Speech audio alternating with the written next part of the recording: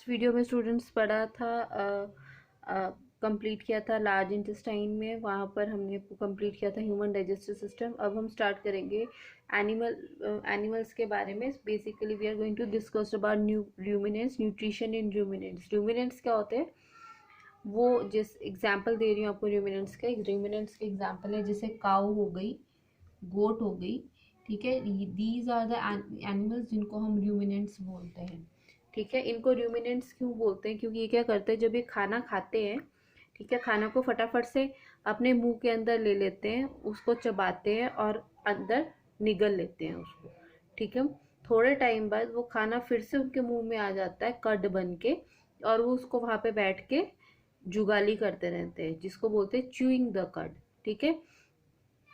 वो खाने को अपने दोबारा बार बार चबाए जाते हैं, ठीक है, जिसको आप कॉमन लैंग्वेज में जुगाली बोलते हैं, ठीक है। अब हम बात करेंगे कि ये डाइजेशन कैसे, इनमें रूमिनेंट्स में डाइजेशन होती कैसे है, ठीक है। The process of chewing the cud again is called as rumination, ठीक है। वहां से टर्म इनका नाम मिला रूमिनेंट, ठीक है। अब हम बात करेंगे कि इनमें डाइजेशन कैसे होती है। देखिए, पहले वो घास लेते हैं, ठीक है। घास को काऊ ने खाया, खाने के बाद वो उसकी बॉडी में र्यूमन में एंटर करेगी, ठीक है। र्यूमन में कुछ स्पेशल बैक्टीरिया प्रेजेंट होते हैं जो सेलुलोज को डाइजेस्ट करते हैं, ठीक है, जो हमारी बॉडी नहीं कर पाती। हमारी बॉडी में वो बैक्टीरिया प्रेजेंट नहीं है, बट काऊ की बॉडी में वो बैक्टीरिया प्रेजेंट है, ठीक है। दैट इज सेलुलोज डाइजेशन यहाँ पर र्यूमन में होती है। यहाँ पे सेलुलोज डाइजेशन होती है र्यूमन में। र्यूमन के बाद खाना एंटर करता है रेटिकुलम में। अब सेलुलोज जहाँ पे खाने में डाइजेस्ट हो चुका है, अब वो पार्शली डाइजेस्टेड फूड कड बन के दोबारा से माउथ में चला जाता है रेटिकुलम से। अब रेटिकुलम से खाना माउथ में जाएगा, वहां पे चूइंग ऑफ कड होगा, ठीक है, रूमिनेशन होगी। चूइंग ऑफ कड बोल दो या रूमिनेशन बोल दो, एक ही बात है।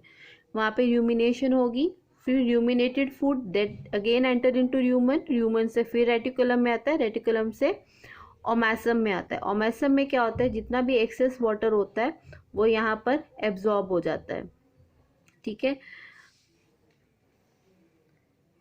जो एक्सेस वाटर होगा फूड का, वो यहाँ पर एब्जॉर्ब हो जाएगा। Then the food goes into the next part of the animal, that is abomasum. Abomasum में क्या होता है, जो खाना होता है यहाँ पर, इसको ट्रू स्टमक जैसे ह्यूमंस में होता है ना, this is called true, also called true stomach of ruminants, ठीक है। यहाँ पे गैस्ट्रिक जूसेस सिक्रीट होते हैं। क्या सिक्रीट होते हैं इधर? गैस्ट्रिक जूसेस सिक्रीट होते हैं यहाँ पर। और ये गैस्ट्रिक जूसेस जो होते हैं, ये खाने को पूरी तरह से डाइजेस्ट करते हैं, और then stool is passed out of the ruminant's body after the completion of digestion with the help of this gastric juices in abomasum, ठीक है। अब जो इनके दांत भी होते हैं, इनके दांत जो होते हैं वो होते हैं, इनके दांत कौन किस किस तरह टाइप के दांत होते हैं? इनमें इंसाइजर्स, मोलर और प्री मोलर्स प्रेजेंट होते हैं, ठीक है। इनके पास कैनाइन नहीं होते, क्योंकि ये इनको टीयर नहीं करना होता चीज को, इनको ये सिर्फ क्या करते हैं, बाइट करते हैं और चबाते हैं, ठीक है। तो इनको चीज को टीयर नहीं करना पड़ता है, इसलिए इनमें कैनाइन्स एब्सेंट होते हैं, ठीक है। इनके जो इंसाइजर्स होते हैं, उनके जो एजेस होते हैं वो अच्छे खासे वाले शार्प होते हैं, जिसके कारण ये आसानी से ग्रास को कट कर सकते हैं। इनके जो मोलर और प्रीमोलर होते हैं वो as compare to humans they are broader and flat, ताकि इन दोनों के बीच में ऐसे इस तरह से ग्राइंडिंग अच्छे से हो सके, ठीक है। जो इनके इंसाइजर्स होते हैं उनमें शार्प एजेस प्रेजेंट होते हैं इस तरह से, ताकि ये ग्रास को इजीली काट सके। क्लियर है? तो यहाँ पे आपका बेटा चैप्टर फिनिश होता है। उससे पहले मैं आपको डायग्रामेटिकली भी दिखा देती हूँ कि आपकी बुक में ही डायग्राम है, आपको थोड़ा बेटर पिक्चर मिल जाएगा कि काऊ में खाना कैसे डाइजेस्ट होता है। See, here you can see mouth से खाना गया र्यूमन में, र्यूमन से गया